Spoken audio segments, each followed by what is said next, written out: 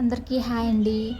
మేము మా పిల్లలు ఐస్ క్రీమ్ కావాలంటే జుపిటో నుంచి ఆర్డర్ పెట్టామండి. అదంటే 10 మినిట్స్లో వచ్చేస్తుంది.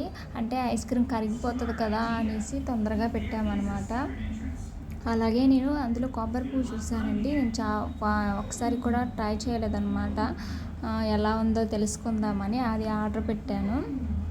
అలాగే ఐస్ క్రీమ్తో పాటు అలాగే 10 మినిట్స్లో కూడా వచ్చేసిందండి. జుపిటో చాలా ఫాస్ట్గానే ఉంది. మనం అనుకునేటట్టు తొందరగా వచ్చేస్తుంది. ఏదైనా అర్జెంటుగా కావాలంటే పెట్టుకోవచ్చు. నేనేమో కొబ్బరి పువ్వు పెట్టాను కండి. ఆ కొబ్బరికాయతో పాటు పువ్వు వస్తుంది అనుకున్నాను. అలాగే కొబ్బరి మొక్క కూడా వచ్చింది. దాన్ని చూడగానే ఇది తినాలనిపించలేదు.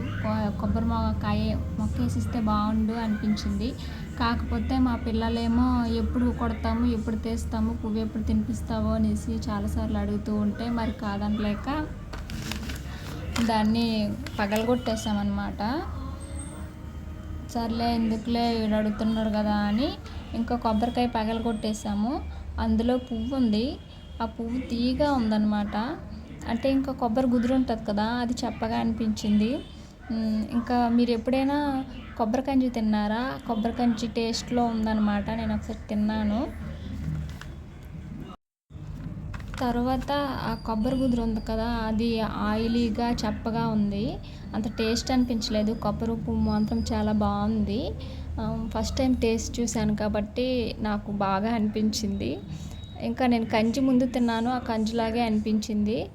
ఈ మొక్క ఇలాగే పారేయడం ఎందుకులే అనేసి నేను వెనక మా గార్డెన్లో మొక్కను వేశాను. ఇది కొబ్బరికాయతో పాటు వేస్తేనే బతుకుతుంది. కాకపోతే ఎందుకులే బతికితే బతికింది, లేకపోతే లేదు అనే దీంతో ఆ మొక్క వేసేసాను అన్నమాట.